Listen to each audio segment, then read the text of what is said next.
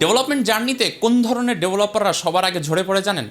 যেই ডেভেলপারদের মধ্যে কোনো ধরনের কিউরিসিটি থাকে না। আনফর্চুনেটলি জিনিসটা শুনতে খারাপ লাগলেও এটাই বাস্তবতা। এখন কথা হলো ভাই, কিউরিসিটি না থাকলে সে হচ্ছে গিয়ে ঝরে কেমনে পড়ে? তো যাদের মধ্যে কিউরিসিটি নেই তারা আসলে মাল্টিপল লেভেলে হচ্ছে গিয়ে ঝামেলার সম্মুখীন হয়। প্রথম যে ঝামেলাটা সেটা হলো মাইনর ইনকনভিনিয়েন্স হলে, একটু কোনো কিছু কঠিন লাগলে তাদের আর ভালো লাগে না। দেবী লাইক যে ভাই কঠিন লাগতেছে, ভালো লাগতেছে না, আমি হচ্ছে গিয়া করবো না। এখন আবার সমস্যা হয়ে গেছে এখন চ্যাট জিপিটি এ আসাতে জিনিসটা এত মানে বিধিখিস্তির একটা অবস্থা যে একটু কঠিন লাগলে সে আর নিজে থেকে এফোর্ট দেয় না, সে হচ্ছে গিয়ে এর উপরে জিনিসটাকে চাপায় দেয়। এখন এই অ্যাপ্রোচের যে প্রবলেমটা, এই যে কিউরিসিটি না থাকার যে প্রবলেমটা, যে সে আসলে নিজে থেকে কিছু একটা করাতে কিউরিয়াস না, যে আচ্ছা আমি যে পাথে আgoচ্ছি এই প্রবলেমটার সলিউশনটা কীভাবে আসলো, কেন আসলো, আমি এভাবে কেন করলাম, ওই কিউরিসিটিটা তার মধ্যে নাই। এবং এটার ইফেক্ট অন্য অন্য জায়গায় পড়ে, নট অনলি লার্নিং। আপনি মনে করেন হচ্ছে কি কোনো একটা জায়গায় অলরেডি আপনি হচ্ছে চাকরি করতেছেন এবং আপনাকে কোনো একটা প্রবলেমের সম্মুখীন হলো, আপনি একটা সমস্যার সমাধান করতে যাচ্ছেন। তো যারা কিউরিয়াস না তারা যে জিনিসটা খুব কমনলি করে, ওই একটু গুগল করে, একটু হচ্ছে গিয়ে ডক পড়ে, এখন তো চ্যাট জিপিটি মারে, ইউটিউব দেখে, টিউটোরিয়াল দেখে করে দিয়ে দেয়।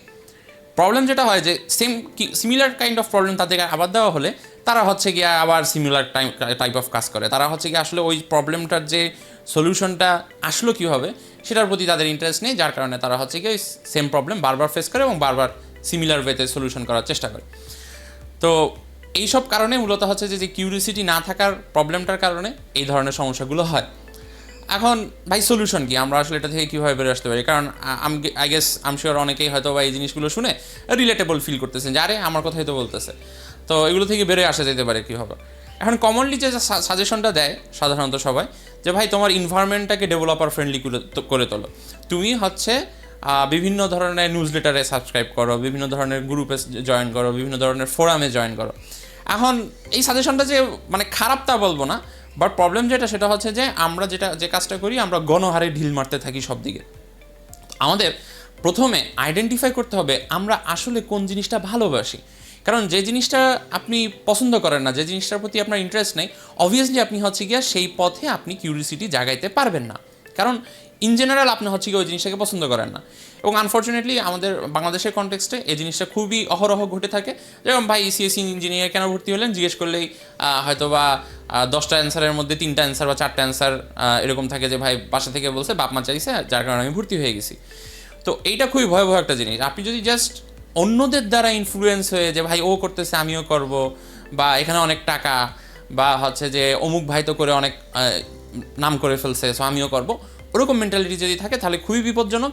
রেদার আপনার আইডেন্টিফাই করতে হবে যে এই ওভারঅল জিনিসটাতে আপনি কোন জিনিসটাকে সবচেয়ে বেশি পছন্দ করেন। সেটা হতে পারে ফ্রন্ট এন্ড, সেটা হতে পারে ব্যাক এন্ড, সেটা হতে পারে অন্য যে কোনো কিছু। যখন আপনার জিনিসটার প্রতি ইন্টারেস্ট থাকবে তখন আপনি ওইটার প্রতি কিউরিয়াস হতে পারবেন। যেরকম এই ভিডিওটা রেকর্ড করার আগে আমি হচ্ছে যে হাইপারল্যান্ড নিয়ে একটু ঘাটাঘাটি করতেছিলাম যে কনফিগারেশন কীভাবে করা যেতে পারে। তো করতে করতে দেখা যাচ্ছে যে আমার ভিডিওটা রেকর্ড করার কথা ছিল আরও আগে, বাট 1.5 ঘন্টা পার হয়ে গেছে, আমি টের পাইনি। কেন? কারণ আমি ওই জিনিসটার প্রতি ইন্টারেস্টেড, আমি ওই জিনিসটার প্রতি কিউরিয়াস, এটাকে আর একটু কীভাবে অপটিমাইজ করা যেতে পারে, এটাকে কীভাবে আরও কাস্টমাইজ করা যেতে পারে। সো আপনার যদি ওই ইন্টারেস্টটা না থাকে তাহলে জিনিসটা কোপ আপ করাটা একটু ডিফিকাল্ট। সো প্রথম জিনিস হচ্ছে আপনার ইন্টারেস্টটা কোন জায়গায় সেটা আইডেন্টিফাই করা। সেকেন্ড জিনিস হচ্ছে ওই যেটা বললাম যে হচ্ছে আপনার সারাউন্ডিংটাকে ওই জিনিসটা দিয়ে একদম পুরো ভরে ফেলেন। যদি ফ্রন্ট এন্ড হয় তাহলে ফ্রন্ট এন্ড, যদি ব্যাক এন্ড হয় ব্যাক এন্ড, যদি অন্য প্রবলেম সলভিং হয় অন্য কিছু, ওই জিনিসটা দিয়ে ভরে ফেলেন। তখন যেটা হবে যে আপনার আসলে অন্যদিকে চিন্তা করার সুযোগই নেই। আপনি যেদিকেই তাকাবেন সেদিকেই হচ্ছে যে আপনার এই ইন্টারেস্টের জিনিসটা চোখে পড়বে।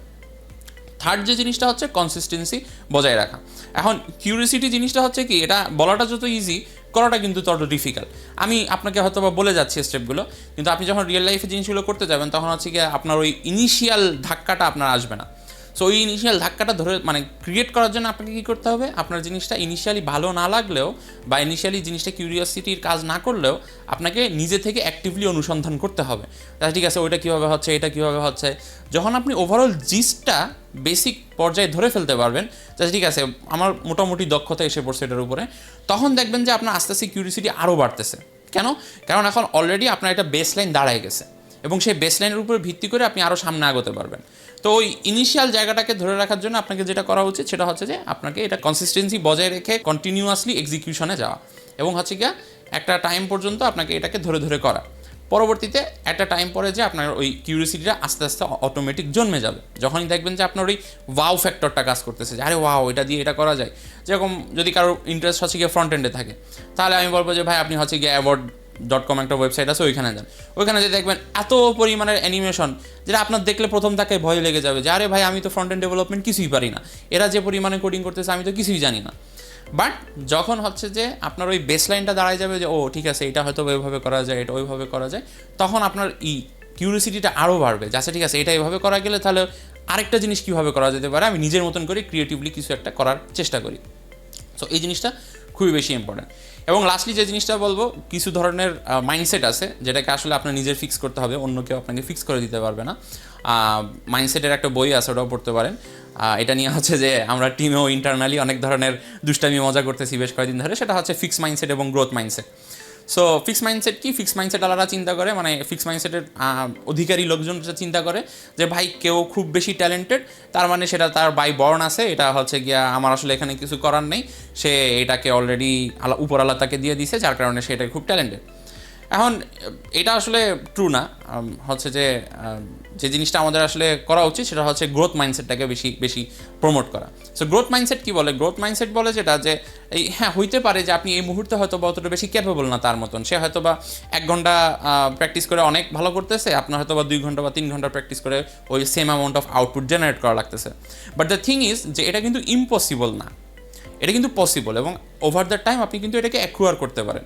সো গ্রোথ মাইন্ডসেট মূলত এটাই বলে যে যে কোনো ধরনের স্কিল, যে কোনো ধরনের টেকনিক, যে কোনো ধরনের ট্যালেন্ট, এটা অ্যাকুয়ারেবল, এটা হচ্ছে গিয়ে শিখা যায়। সো আপনাকে মাথায় রাখতে হবে যে ইয়েস মেবি আমি এই মুহূর্তে হয়তো বা অতটা কিউরিয়াস না, এই মুহূর্তে হয়তো বা আমি অতটা ট্যালেন্টেড না, বা এই মুহূর্তে হয়তো আমার অত ধরনের প্রবলেম সলভিংটা আসতেছে না নিজে থেকে। বাট আপনি যদি ওভার দ্য টাইম এটা প্র্যাকটিসের মধ্যে নিয়ে আসে ফেলেন, তাহলে দেখবেন আস্তে আস্তে হচ্ছে যে এই ক্রিয়েটিভিটি বলেন, কিউরিসিটি বলেন, এই জিনিসগুলো কিন্তু অ্যাকিওর করা যায়। সো আমরা যে জিনিসটা করি শুরুতেই আমরা হচ্ছে গিয়ে জিনিসটাকে রিজেক্ট করে দিই যে না ভাই আমি হচ্ছে যে এই জিনিসটা পারবো না, বা আমার দ্বারা এই জিনিসটা হবে না, আমার এই জিনিসটা কঠিন লাগতেছে, আমি যতটুকু শিখছি ততটুকুর মধ্যেই সীমাবদ্ধ থাকি, সেই কাজগুলোই বারবার করতে থাকি। সো এটা খুবই ভয়াবহ একটা টেন্ডেন্সি, এটা থেকে যত দ্রুত বেরিয়ে আসতে পারবেন ততই আপনার জন্য উপকার হবে।